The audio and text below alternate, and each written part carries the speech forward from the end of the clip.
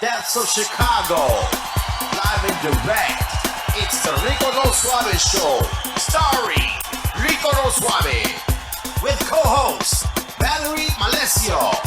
Featuring special guests every Saturday. And now, ladies and gentlemen, here is Rico No Suave. Rico.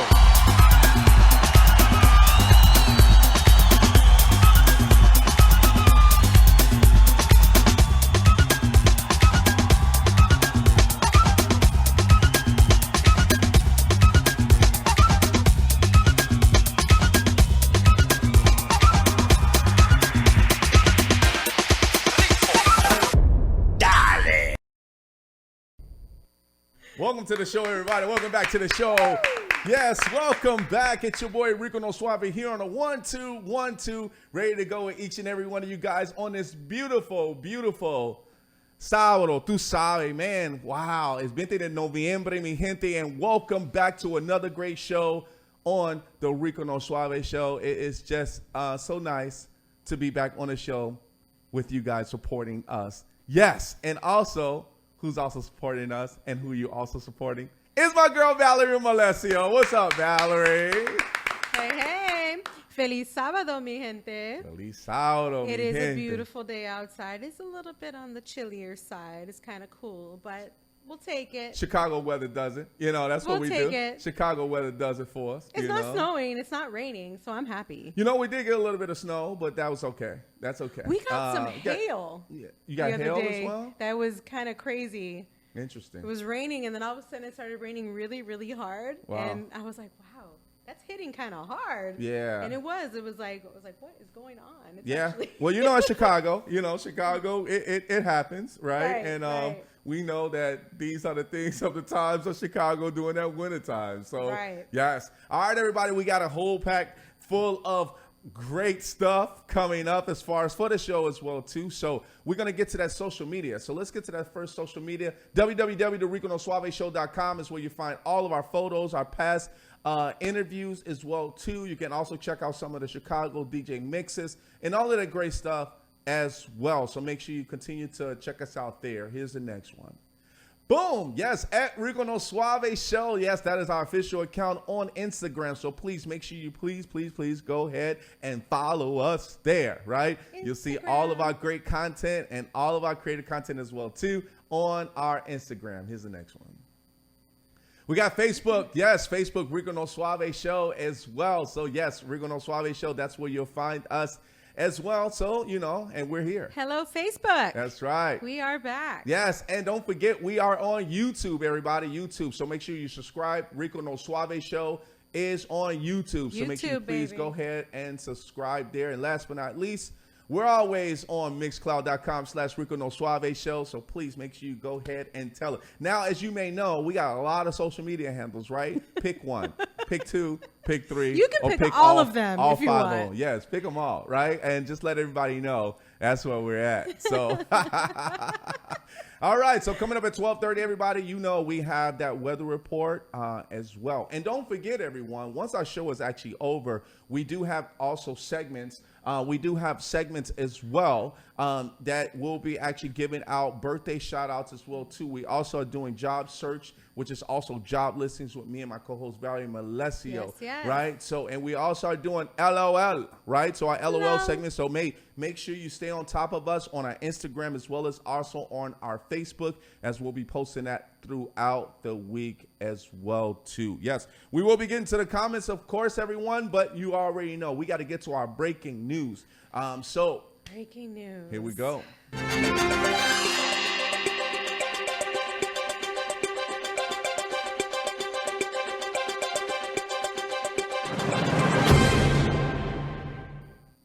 So, you know, I'm going to let Valerie start off on this one because I know, Valerie, this is something that we talked about before. And, you know, this is something, of course, that's been addressed. So, Valerie, tell us your thoughts. Talk to me. Well, you know, it's interesting because you and I were just trying to take a couple seconds to talk about this, and it ended up like an hour conversation because he went to trial. There are a lot of that don't agree with how it went down and what the verdict was. But in the end of the day, we just want to make sure everybody's safe out there, and not getting yourself into trouble because you don't agree with what the verdict is. Right. A lot of people are not happy with it. Right. I'm a little confused, to say the least, on some things. Sure. I'm trying to err on the side that maybe I just don't thoroughly understand how the system on that works with this particular type of case. Sure. I'm trying to grant that kind of grace to it. But it is frustrating on a lot of sides of the fence. And I don't think this is a situation where anybody should be gloating or, making it more than what it is. Especially I get people want to support them, but let's not be in your face and gloat about this situation, because there are a lot of different feelings about this, and I think people just need to try to be as respectful as possible. It's challenging, you guys. I know, I get it. Just try to be as respectful as possible, and let's not destroy our city over it. So what do you think about the situation of him killing another two white men, and one was wounded, and they were actually supporting Black Lives Matter? So what do you think about that piece? I don't think that it's a matter of who. I don't care who they were supporting. If you walk into a situation, and to my understanding and my living in my years, I'm not going to give my age out. Sure. But if you go into a situation and you leave your home to a situation and shoot and kill people, I think a lot of us are a little confused as how that is not being dealt with. You know what I mean? Sure. I'm trying to be very diplomatic on this, but say what you feel. It's difficult because we all understand you're not allowed to shoot people. Correct. And if you have a loaded weapon with you, it gives that idea that you're kind of looking for it if you're going into a situation ready to shoot people. So I guess I'm confused as to how it's just kind of a walk away from the situation as if it, never happened. Right. He wasn't even forced to get any type of anything. There was no sentencing or anything. It was just kind of like, all right, sorry this happened, let's move on. But what about the lives that were lost? Now, we can dig into who these people are who lost their lives. Sure. But in the end of the day, it's not like he did a survey before he shot these people. Sure. He didn't know that. So it's just difficult for everybody, I think, on both sides of the fence, because we don't thoroughly always understand what the law is.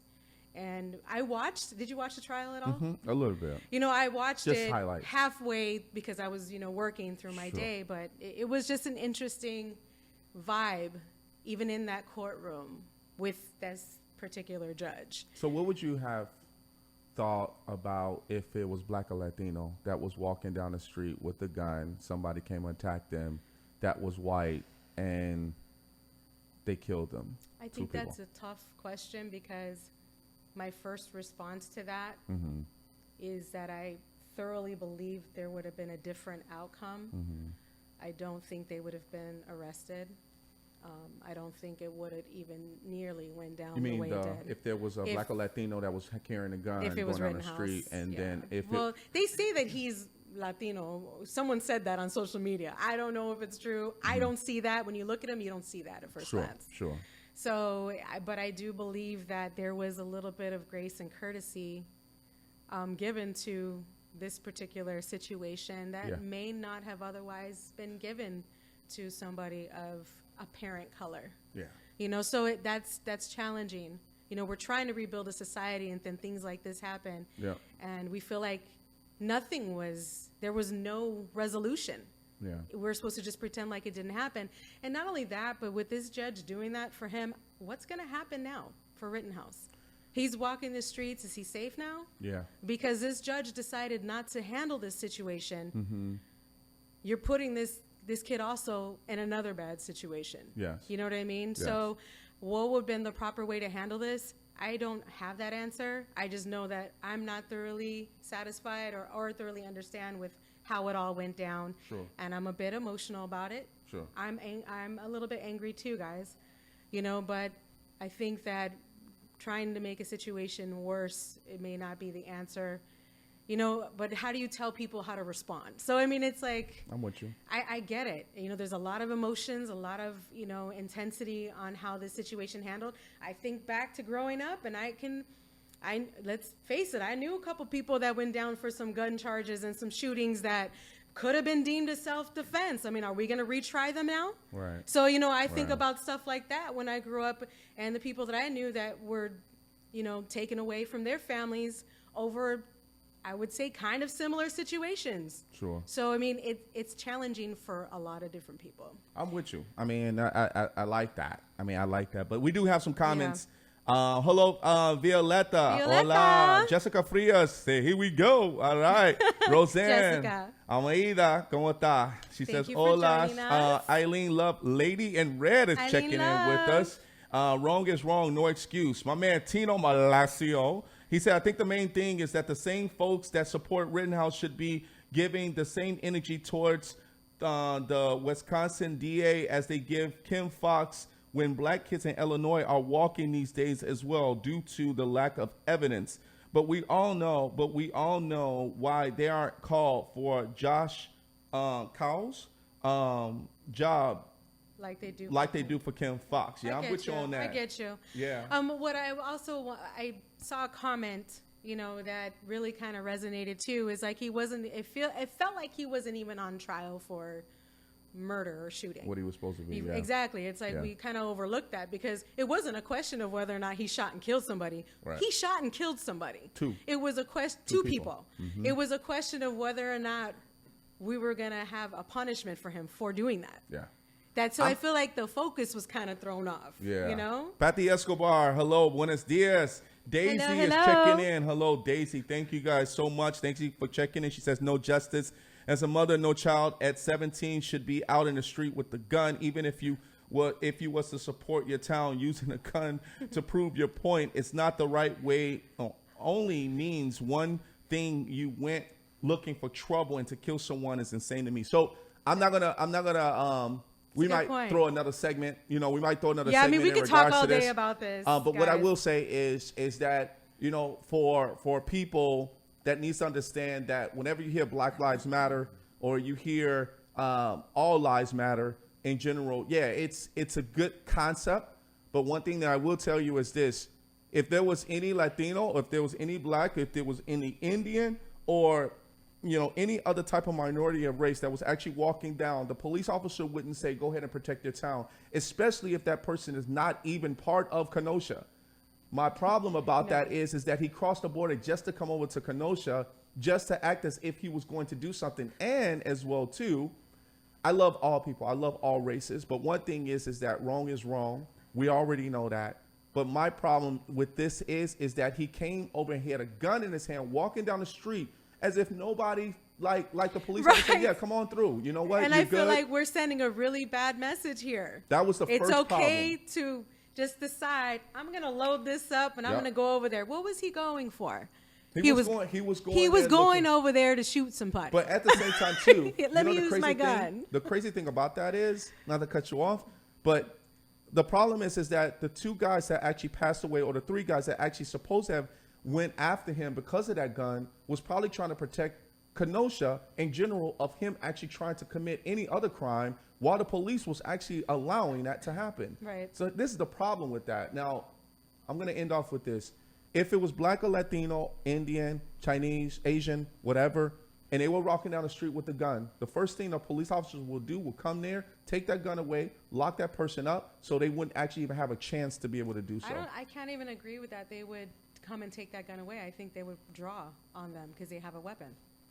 Even worse. I think they would draw their weapons, and they would probably we'd be a talking shootout, about a funeral right now. We wouldn't be talking about a trial. Even worse. Yeah. You took it to another different level. I was being nice. I mean, unfortunately, and that's just the way it is. That's just the trend that we've been seeing. Okay. And you know, I mean, it like you said, it is what it is. I wish it wasn't that way, and I wish I didn't have that view. But I have to say, likely that's kind of where it would win. Yeah. All right, so that was so far the Rittenhouse. Yes, and Rittenhouse. That was the breaking news. So we got one more, which is I'm going to talk on about it briefly, and then we'll get to this gentleman because he's been exciting. He's excited to talk. So are we. So are we. Yes. All right. So this last one is the Parlor. This is a pizza parlor. Shocking claim: former employees of Chicago Parlor Pizza restaurant say they were overworked, mistreated, and they were told to put customers of color in a special section. So this takes us back to 1970s, 1960s, Dr. Martin Luther King days, and even, for activists, for Latinos as well, too. To be able to have something like this, you should be shut down. You definitely shouldn't. You shouldn't even be out. I mean, you shouldn't be. And it's so funny. I was about to go to that parlor one day just to try the pizza. And I'm glad that I didn't, because at a case like this, and we know, because they're actually in by Randolph, I think Washington or whatever, Randolph area, Randolph Market. And then they're also on Division Street as well. Right. So parlor, and they're on they're Wicker big time. Park, River North, and then the original location. I'm sorry. Where did you say that was? Division. Yeah. Yep, Division Street. So I hope you get shut down because of this, but also you're getting shut down because there's IRS taxes and stuff like that that's being involved. That's why the police officers actually raided them as well. But to be able to have this and put this out there, and I don't know if they even came back and said that wasn't true or whatsoever, but it's out there now. And if they have any inclination or any pictures or anything like that showing something like this, the internet is savages. They're savages. Are. So, and I mean, it didn't take much for me to pull some things up. Yeah. I mean, they had the former employees talking about this rejection section that they would put people, brown people, black people, when they would walk in. Yeah. That's crazy. You to do that blatantly. I guess to me, it's just people don't even feel the need to hide their prejudices anymore. Things I mean, it's just coming out like crazy. It's just out there, and they're like, if you don't like it, then you don't like it. Well, you know what? This pizza parlor, shut it down. Yeah. Don't go and get your pizza there. Pick a spot that's a little more rooted and diverse in the city of Chicago. Right. All right, everybody. That was the breaking news. Hope you guys enjoyed that. Let's get it on, man, because I have this gentleman. He's a pop artist. This guy takes me back into the days of the 80s. This gentleman is a barrio de Pilsen. Grew up in Pilsen, which I really love. It's their barrio. I really love that barrio itself. This gentleman actually is on Spotify. You can check him out on the CF3. But this gentleman is actually has a special voice that will make you feel like you're back in the day, but also has that style to him that just makes you want to dance, but also want to make you just feel like, hey, book me now, right? I want you guys to put your hands together, put on your afros, or put on all your 80s gear, because none other than my man, a pop artist. His name is Roberto Guzman. What's up, Papa? I'm glad to be here. I guess the voice worked because you were able to book me, right? Right. Yes, sir. Yes, sir. So welcome to the show, man. Welcome to the show. Thank you so much for, being patient with us in regards to the breaking news. But we are so happy that you are actually here to talk about your life, right? But also talk about, how you became a pop artist and your influences. So let's start off with the life of Roberto Guzman. So how did you get started? What was life coming up as far as with you and your mom and your parents? What was that like with music? Well, I was lucky enough to grow up in a big family. So I'm the youngest of 7, and my dad pretty much worked all of my life. He ran his own grocery store in Pilsen. Okay. And actually, he ran that business up until last year when he finally sold it. So from the very late 60s to very recently. So that speaks to his commitment and his work ethic. So and because of growing up in a big family, I was exposed to lots of different music growing up. My parents, I think they maybe wanted to be musicians when they were younger. My dad would always be playing the accordion at home, and my mom just loved to sing. Yeah. So Kids are like, you guys are going to fulfill our dreams. right. Basically, living vicariously through us. But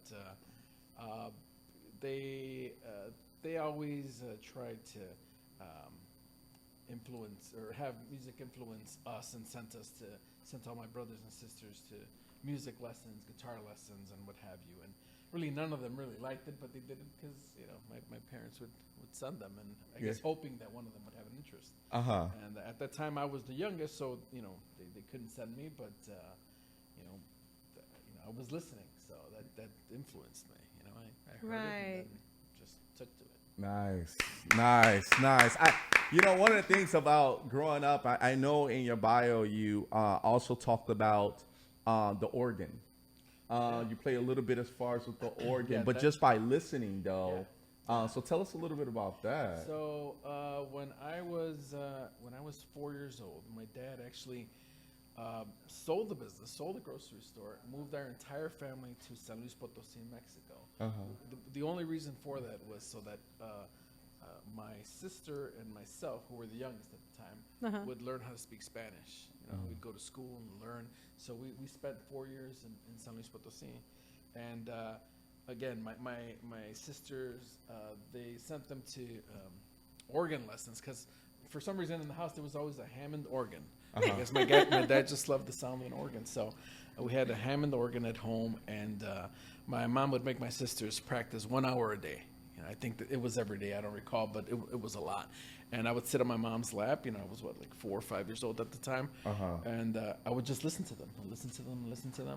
And then one day out of nowhere, I think my mom says it was late at night, and she heard the organ and somebody playing. Like, who the heck's playing the organ at this time? And walked in, and it was me, and I was playing what I had heard them playing. Kids are so amazing because they absorb so much at that age. You said you were about 4 or 5. Yeah.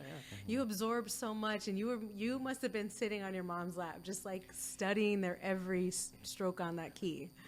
I tell my wife all the time, because I've got 4 kids of my own, and I say, you never know exactly what your kids are going to take from you. What right. They're always watching. They're sponges, so. That's why I always got to be careful around the kids, because they're sponges. Good or bad, huh? Exactly. Good or bad, they're going to pick it up. But luckily, I picked up something good. Nice. And I think, when my father always played by ear, right? He plays piano, right? But he actually had, when he played the piano, he played everything. He'll listen to it and then play by ear. And it was just more of just playing. Like a mockingbird, That's all it is, just imitating the music. Right, and finding the right keys. Right. When growing up as a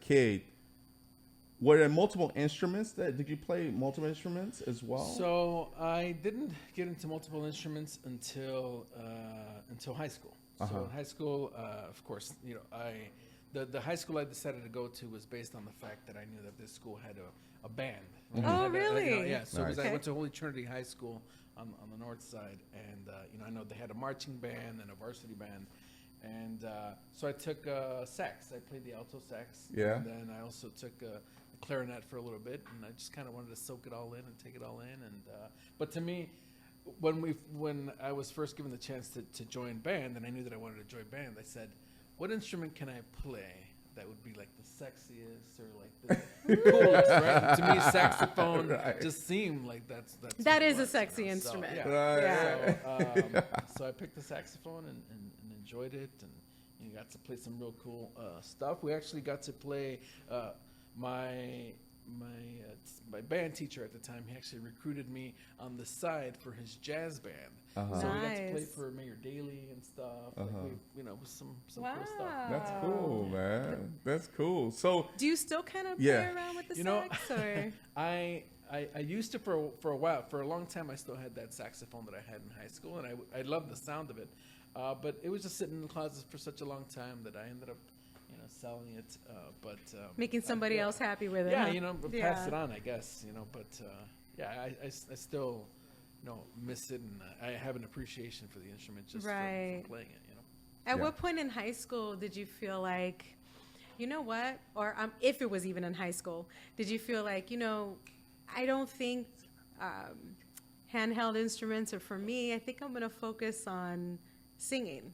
Like, when did you? So that was actually interesting. Hone in on your voice. I never considered myself a singer or even thought about becoming a singer. Wow. The way that came about was just from being around music, I just kind of always wanted to be around music. So Right. I started a small recording studio. And I would just kind of record people. And I actually got started off, believe it or not, because, back in the day when AOL was new, right? America Online. You have mail. Yeah, that was back then. The chat rooms and those kind of chats. Internet was a whole different thing back then, right? So I actually met somebody through AOL, and it turned out that she would write poems, right? And she's actually a journalist now. Oh wow! But she was always good at writing. But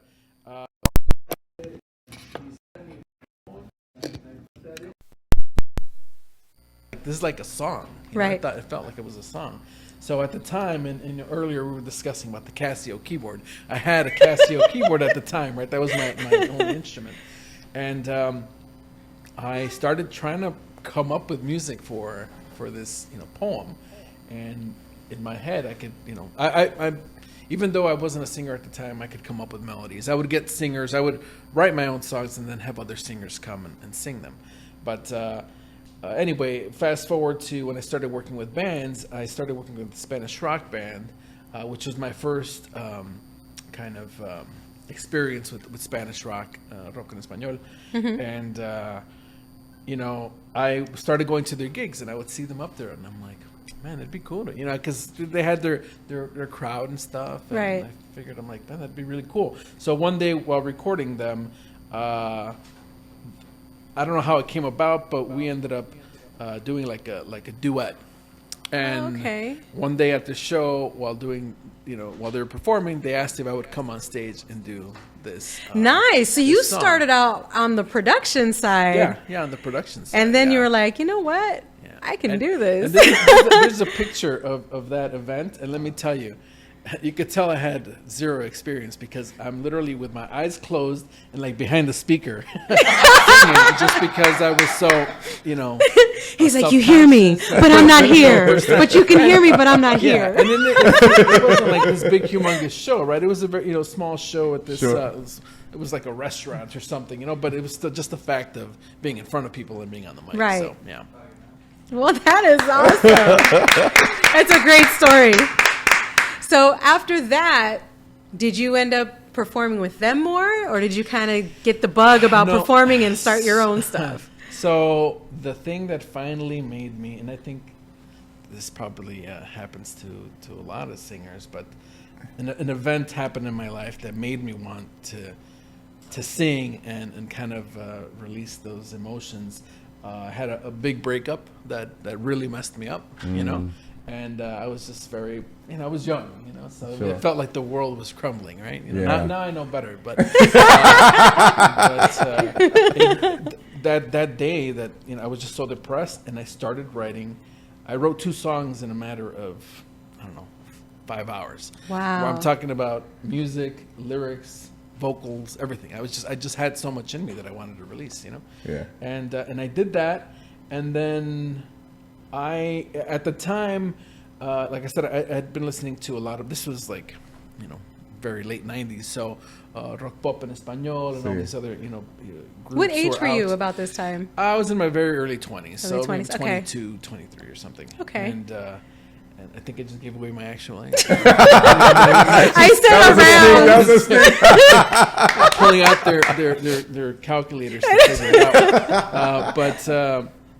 So I listened to a lot of alternative music, Depeche Mode and all these other bands. But a band that was very popular at the time was a band called Moenia from Mexico. Mm-hmm. And they're a very, kind of alternative electronic band.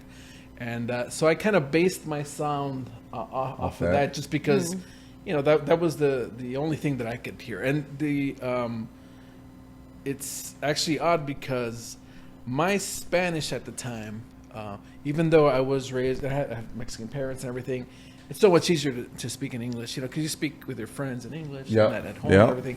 So my Spanish wasn't the best. And I think if you go back to those songs, you'll be able to tell, because it was it was that situation where I think I'm writing in Spanish, but I'm actually saying it in English or thinking it in English, so it doesn't necessarily make your sentence structure exactly.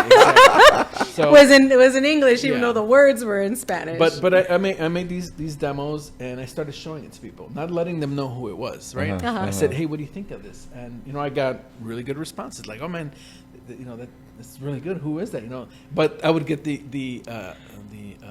comparison. Oh, that sounds like Moenia. Yeah. And I like how he said he did that. He's like, I wouldn't tell him who it was. So if they didn't like it, be like, oh yeah, that's bad. That's exactly the reason. That's exactly the reason. I don't want to feel embarrassed. Right. And I want to get their honest opinion, because maybe you show something to your friends, and to be nice, they'll be like, oh yeah, that's good. Right. But so I got a really good response, and that just kind of encouraged me to want to do it. So I started writing more songs and putting more stuff together. And a friend of mine, a buddy at the time, he was into music.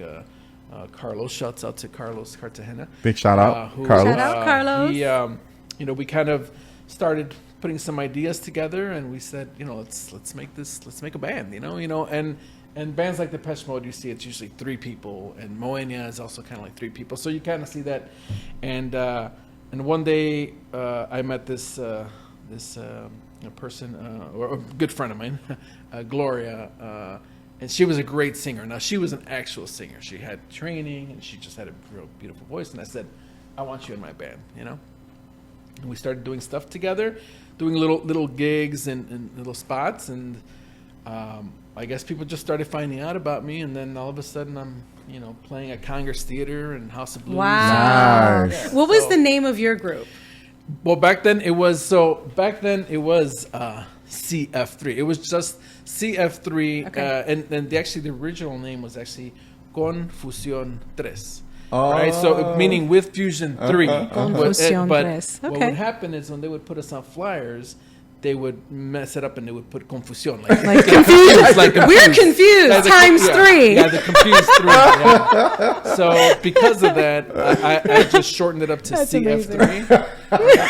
But there was 3 of us at the time. But now it's a solo.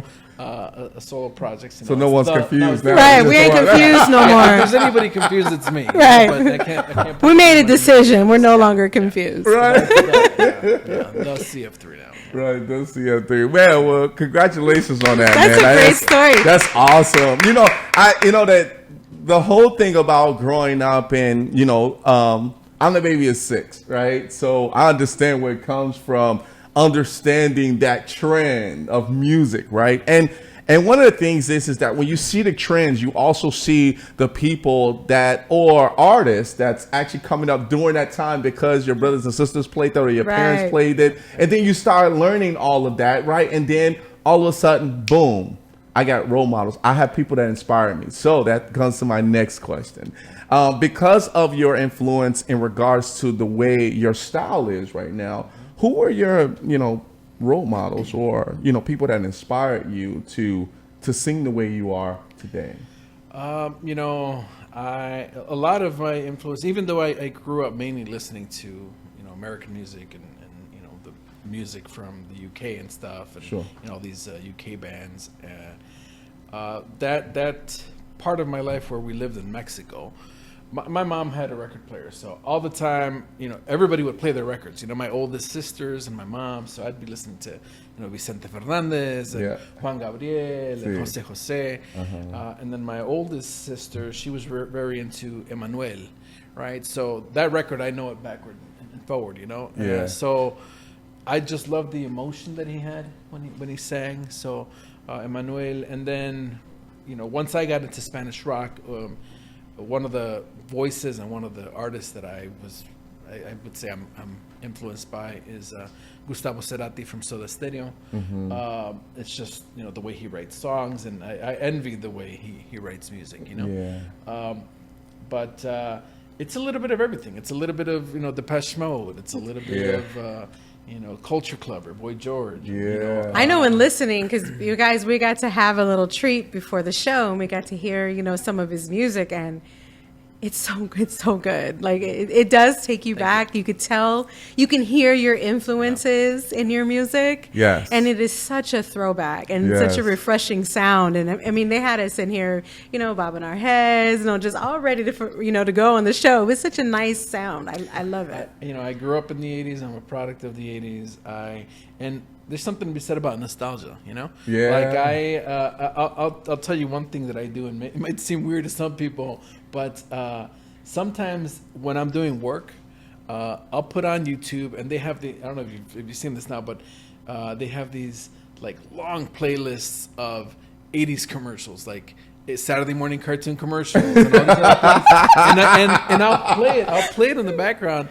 And I swear to God, it makes me feel like I'm sitting in that living room with a bowl of cereal in the morning. It's just 12 noon. Yeah. You know what? I honestly have never done that, but I am going to do that. Yeah. Now, I mean, I can see where that would take you back, and it just that comfort zone. I'll even put it in the car. If I got a long ride, I'll put it in the back. It just it gives me butterflies. It's literally it takes me back to that time. I think when you think about something like that, I want to watch cartoons, right? And when you say a bowl of cereal, I used to watch it like cartoons.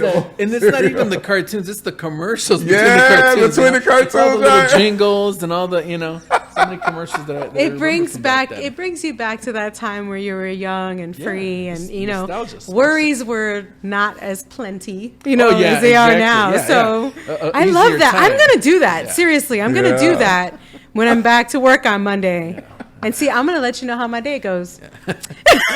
I think I really like the fact of how we talk about the 80s. So, yesterday I was at a gala, and the guy that was sitting across from me, and there was a young lady that was sitting next to me, and the guy actually we start talking about food, right? So we just started talking about food.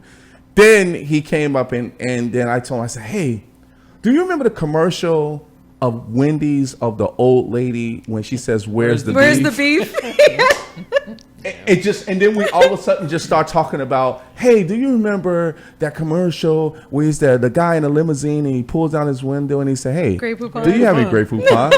Right? So you guys already so those are the commercials or things like that we used to see back in the day. And you're like, man, you know what? That takes us way back. But those are like those commercials where it sticks. Right, it was so good marketing, old school marketing, right? Because they had to be extra creative to get your attention. Yeah. Now things are a little more flashy. They have better technology. Yeah. So back then they had to really work at grabbing your attention. And the jingles, who doesn't know the name, the phone number for Empire? If you're from Chicago, you know the number for Empire. 2-300. That jingle stays with you. Yeah. That is so absolutely right. Empire, it off the back, right off the back. You knew it so well that when they started doing the same jingle for Luna, you were like, Yeah. You need to stop. That's not Luna. That's Empire. All confused, right? You just messed up my entire day. Right. We're going to get some shout outs real quick. Big shout out to my man, DJ Numo Dan. I got to connect you with him. I don't know if you know him. You know Numo Dan? Yeah, okay. Because I was about to say at the Sombras Southside mix, you definitely need to connect with DJ Numo Dan, but he's a good supporter of the show. He's one of the DJs that has been very supportive of my project. I'm actually super thankful to all the Chicago DJs. Numo Dan, Gino Rock and Romo, Gabriel Gadan Garcia. There's just DJ Dinamico. He's actually Dinamico has, and you had him on your show. I had him on my show. Yeah, he was Dinamico has been supporting my music since the very early phase of my music. And when he was on WOJO, I was so excited when I heard my song on the radio. Oh, man. And it was it's thanks to him and DJ in Chicago. Big shout out to my man David Otero. What's up, Papa? ¿Cómo está? Also, big shout out to Juan Rivera checking in with us. Jimmy Conga. Hola, Papa. ¿Cómo está? We got Shayla Mantina checking in. What's up, Shayla? How's it going? We got Edwin Rosario. He said, what's up, my boy Rico? What's up, Papa? Hey, he said, I think Tino in the in the light and swing factor should be on the show, Max. Hey, Rosario, that's a new name for them now, man. I'm gonna use that on my show now. Now that I know that's happening, yeah. Rico's like one of those guys you never want to make a mistake in front of because he'll just like coin it for you forever. You know, hey, Tina, I hope you hear this. Well, I hope you see that in the comments. Like that you never wanted to fall in front of, or. Because that's just that person that'll catch it. They won't say anything right then and there, but they'll catch it when the time comes. Right? I have a friend who I've known since second grade, and when I first came from Mexico to Chicago, after we had moved, I didn't know how to speak English. I was still speaking Spanish, so I was trying to learn English, and you know, our teacher it was in second grade, and my teacher was Korean, right? So she didn't speak Spanish. So to try and communicate with her, with me not speaking any English and stuff. But good times. It was in Pilsen, so the rest of the students were you know, Mexican and Latinos. And my friend Jose, he kind of took me under his wing, and I would just kind of say, "How do you say this? How do you say that?" Right? So one time, and he reminds me of this all the time. So we were in the library, and I said, you know, estoy aburrido, right? You know, how do you say that? How do you say aburrido in English? And he said boring, and I said, I'm boring. And to this day, he says, "Yeah, you're boring, right?" Yeah, I'm like, "Yeah, I'm boring." I'm boring. You're boring. Yeah, Right. We're boring. It might be true. I don't know. It might be true. That's funny. Well, you guys already know we got my man Roberto Guzman here, the pop artist, and yes, we're gonna get to, With the grill. so man, we're so excited to actually have you here, man. Like I said, it's all about the great music that you put out as well too. So, you know, at one point in time, you were a DJ. I just saw was. that Yeah, on you your bio. were a DJ. So, you know, DJ name? DJ Destruction. Destruction. DJ Destruction. Wow. I was back in, You know, we ask everybody because a lot of people that are singers or musicians such as yourself, they have like that DJ time of their life. And we hear some of the most interesting DJ names. Well, the name Destruction came about because my mom, when I was younger, she said that she used to think I was going to be a surgeon because I like to take everything apart. And she's like, it turned out that you just like destroying things. You know? So Destruction was the Mom. right name. But, you know. Mom's always trying to look at the brighter side of things. You know, let's talk about that life. So that turntables. Life DJ, when now I know, of course, I'm gonna let you go ahead and talk about it because it was a very interesting story in regards to how you started. But please let us know, how did you get started with that? So as far as the DJing, when I was younger, like I said, I've always kind of in my head can come up with beats or music or melodies and stuff. And when I was in grammar school, I had this friend by the name of Joe who I used to hang out with all the time, and he wanted to be a rapper, right? His dream was to be a rapper. We're talking grammar school, right? Yeah. And so I started beatboxing, right? I was, beatboxing. So we do. I'd do the beats, and he'd be rapping, and then we went over to his house one day, and I think a cousin of his had a Technics turntable there, right? And he was the only friend that I knew had some records, so he'd be listening to Run DMC and all the Beastie Boys and all kinds of stuff. And he would tell me, you got to be my DJ, because you see, back in the He's old got to days, have a the rapper in DJ, the front, yeah. the DJ in the back, right? So in my mind, I'm like, yeah, I got to be a DJ, right? So here I am begging my mom, turntables,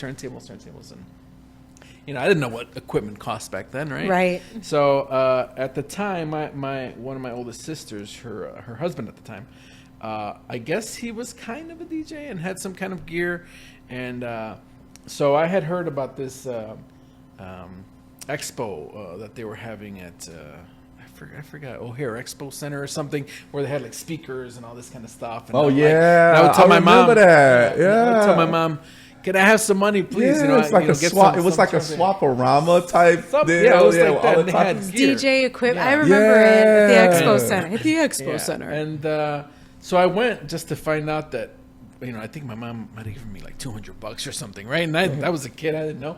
And I'm like, I can't buy anything here, And my brother-in-law had taken me, and he's like, you know what? I've got some gear at home, and I'm not using it anymore.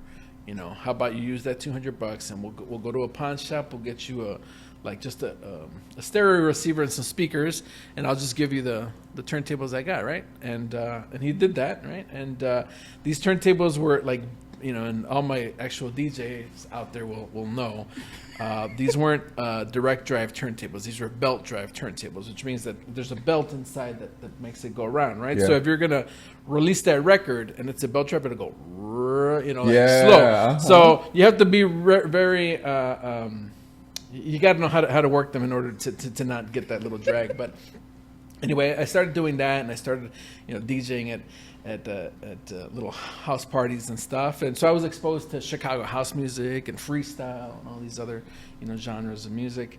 And so I did that for a while. My dad hated it, you know, because it was, you know, making noise at home and also going to parties and wanting to stay out late. And again, I was still a kid. Yeah. But so fast forward to a few years later, there was my my ex brother-in-law at the time.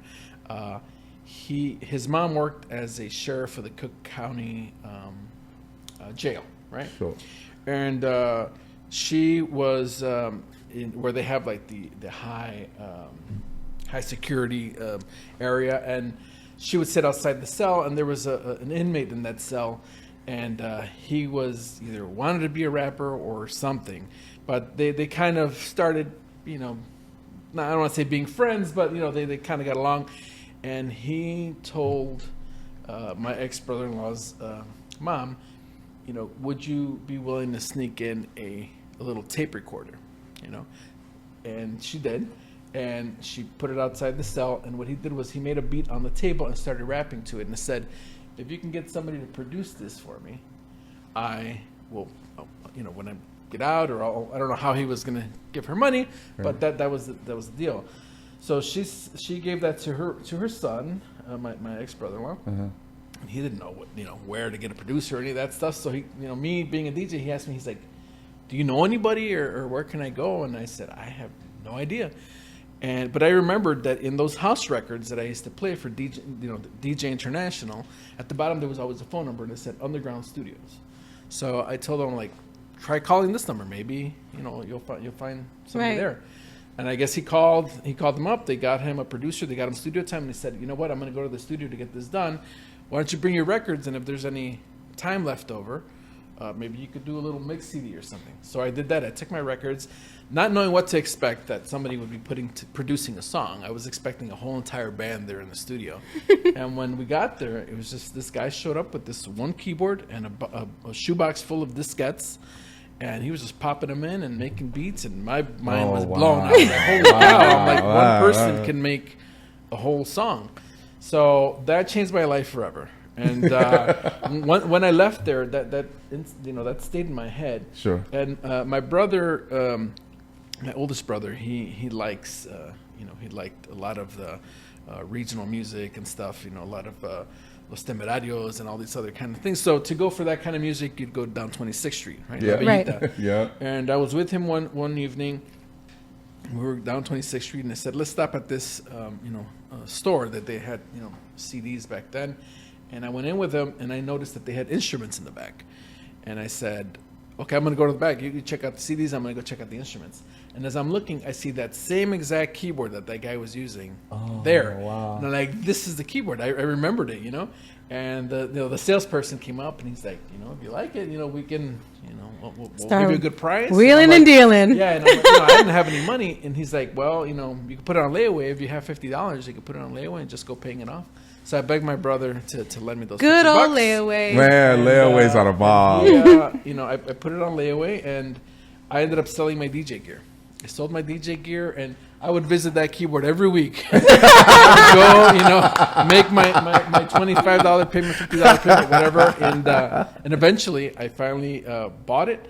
They put it in a big garbage bag, and I put it in my car. And the first thing I did was I went to my friend David's house, and I'm like, look, you got to come see what I got. And I opened the trunk, and I showed it to him. He's like, oh, that's cool. What's it do? And I'm like, I have no idea. But I just know I want one. I'm gonna learn. Yeah. So I was no longer a DJ anymore. Now I want to be a producer. So Yeah. I spent so many hours on that thing trying to figure it out, and that's kind of how this all came about. All right. Nice. You know, the cool thing about, the connecting of the dots when it comes to music, it always, for some apparent reason, it starts as either you want to be a DJ or you want to act as if you're a DJ to understand the music that's out there. Because we listen to music all the time on the radio, but it's not like really sitting down. And that's why I give big shout outs to all of the DJs, man, because it's an art to be able to know how to sit down to also, and also musicians in general, that either been around DJs or actually have produced music, or actually really sit down to really listen from the beat to the lyrics, to understand how that all comes together. Because technically you can be a DJ, you can be a musician, you can be a producer, you could do all of that if you are just follow that path in regards to the music and the beats and all of that. And it's like, you realize a lot of people that came out of the pandemic are producers. There's a lot of people that came out of the pandemic because they found themselves. Their musical journey. Right? I mean, if you can't get out there and perform in front of people, then you're at home setting up your own, your own little performance online. So it's not like you can call a production team to come over and do it for you. I mean, it's a good thing you mentioned the pandemic. I think the pandemic sparked a lot of creativity for a lot of people. Yes, sir. You were at home doing what? Nothing. Like my job changed to where I was working from home all the time, like 7 days, not 7 days a week, but 5 days a week. But I was home all the time. I barely left the house, Right. And this CF3 project was on a shelf. Once I had gotten married and had kids, I don't really have time for that, because any time that I give to this is time that I'm taking away from my kids. Right. And so this had just been sitting on the shelf, and not knowing what the future held, not knowing if, I think when this first came out, as far as the pandemic, I think we were all nervous and thinking, well, maybe it's the end of the world. People are going to turn into zombies, like whatever ideas you had of zombie apocalypse is upon us. It was all over the world. It wasn't Chicago. It wasn't just the U.S. It was all over the world. Exactly. So there was a bit of fear, and there's a reason why my EP was called Segunda Vida, because I felt like I had a second chance at doing this. And now that it's come up again, it's kind of like riding a bicycle. I was able to do it, and I'm starting to get great opportunities such as this as well. Yes, being sir. here on your show. Yes, sir. Well, congratulations on your I think album. I love it because CD. I don't even know what to call it now. I know it's not a CD anymore. It's not a CD. I like to call them albums. Albums, albums, because albums make a big difference, because it sounds more like you came out with something, right? And even that's changing. The format. So how many itself, songs are on it? So it's an EP. It's not an album. It's an EP, which actually stands for extended play, right? Okay. So EP is usually 5 songs or less, and my EP is 4 songs. Okay. And then there's a remix version of that EP, which is more of a album, which has about 6 remixes, including one from a DJ producer that I admired, and I was lucky to work with. Is DJ Mijangos, who's out of Mexico City. And Nice. As a DJ, I would mix DJ Mijangos remixes, and a lot of the Chicago DJs would know, especially the rock, pop, and Espanol DJs would know who DJ Mijangos is. So getting to work with him was cool. Congratulations on that. Yeah. That's amazing. We do have some comments as well. We have Aaron Rosario. He says, "What's up to the producer? I love his story. I'm going to ask my mom if I can have some money to go and buy the same keyboard. He has face rolling on the floor." It was an Ensoniq EPS, just in case you want to know. It was an Ensoniq EPS. DJ Numo Dan also says, music and live streams made everyone feel good during the pandemic and to survive the lockdown. I know I did. You know and what? That is so key. You are so right. Yes. Because I would scroll past my feed. Yes. And I would stop somewhere for a little while. I'm like, okay, Yeah. in the me go finish the dishes now. This works. But it was such a great thing because you'll also have even celebrities and things like that will actually come out with the concerts at home, right? Or everybody was online. To a secluded area where you wasn't. Yes, everybody was definitely online. Jose Virrell, ¿cómo está, papá? Thank you so much. And it's just it's such a great thing to actually have. I would say it was such a great thing to have this pandemic to show the talents, because now the world was looking for a lot of talent. And it was like floodgates, but now they actually had that social media to be able to show what people had as far as really their talents. Seriously, thank God. All over the place. Yep. Thank God. Not that I ever want a pandemic to happen. No, I don't want that. But at least it happened in a time where we have social media. Yeah. And, the ability to connect virtually. Imagine if we didn't. I think a lot of people. And it kind of sped up technology just because of that. Because you had to adjust to, now you're working from home. Exactly. That is so key. That was so key. Zoom blew up overnight. Oh my God. Well, just if anybody who's been on WebEx meetings or Zoom meetings, the internet itself was just flooded. The bandwidth was, you spotty connections just because everybody was literally everybody online. had to come up with a meetings platform. Had no other choice but to do so. Right. And that's the crazy thing about the pandemic. But we're at 12:58. But I mean, we definitely. For me, I totally understand your journey. I totally understand as far as where you're going in life. And it's to the top, man, with the 80s. I mean, and the 80s music it takes you back, but it never dies out. It lives forever. It's that happy feeling. Yeah. It's a fun time. Yeah. It is such a great sound in the music. And we'll get to where, people can find your stuff. But, keep treading forward on your project. It's great. I'm glad to hear that style of music coming back, and I can't wait to see what you come up with next time. Yeah, me too. I do have something for you. I do have a shirt. All right. Yes. I'm sure you saw my show. I've seen the show, so I was waiting for the shirt. I actually came for the shirt. Right. He's like, yeah. Where's my shirt? But once again, this shirt, man, and the first thing is that this shirt is representing the 80s, right? This shirt right here, it brings us back, but also it keeps us grounded in regards to knowing where we came from, right? Knowing where you came from, barrio de Pilsen, which I really love, it's that barrio. But I have to say that of all the accomplishments that you have made, from being a DJ and also, when you actually start playing the organ, I also read that, you used to sit on your mom's lap and you just used to listen and just observe what was going on and just absorb everything that was going around you. We appreciate your parents because of that, right? And this is actually symbolism saying, hey, welcome to the Rico No Suave Show. Yes, sir. Yes, sir. Yes, sir. Yes, sir, man. So one last question, two of them actually. It's about 12:59. Do you like Skippy peanut butter? I love Skippy peanut butter. Hey! Come on, baby! Oh yeah! It's always in my my pantry. There you go. I always gotta have, man.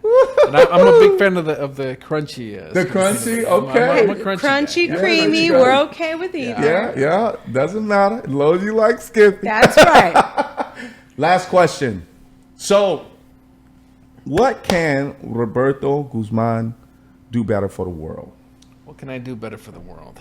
I think just the fact that there is just so much, it seems like there's a lot of animosity in the world. Just everybody's sparked real quick to be upset about things or get offended about things. And, I think just as a human being, just trying to understand everybody else, it's not just about you, right? It's about everybody else. And I think just being open-minded and there's so many people that are under the microscope now, police officers, just, the stress that they go through, I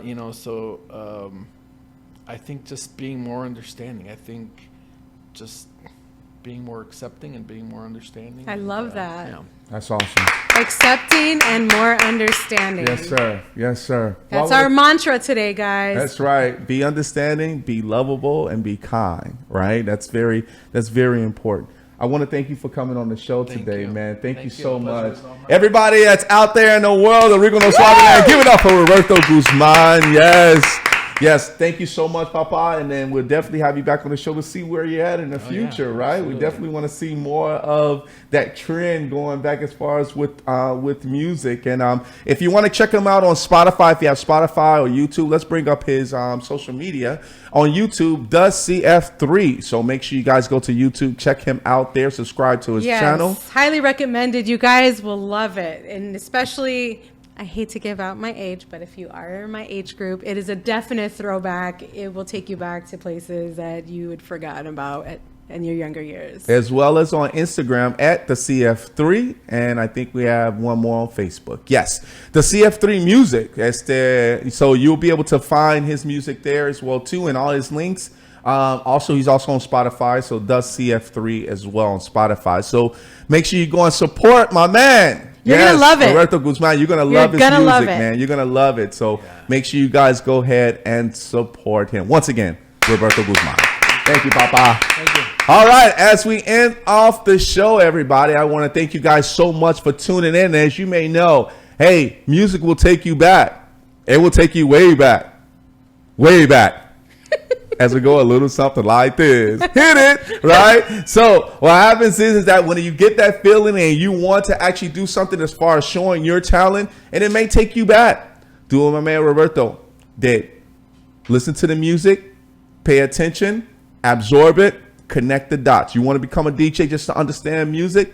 Do that. Become a musician, play an instrument, do that, right? But one thing that you always want to make sure that you stay is kind to the music, stay humble, and always continue to move forward. Next week, everybody, we got none other than my man, the Natrix, will be in the loft, a DJ. Killing it. Yes, and we're probably going to have something special for you guys next week as well, too. So we're going to be ready for that. So stay tuned. Yes. Once again, everybody, thank you guys so much. We want to say, man, feliz dia de gracias a todos, mi gente. Happy Thanksgiving to each and every one of you guys. And always make sure you continue to give thanks for just being alive, being humble, being loving, and always striving to be number one. All right, everybody, we got to get out of here, everyone. So as we end off the show, just like this. Get it.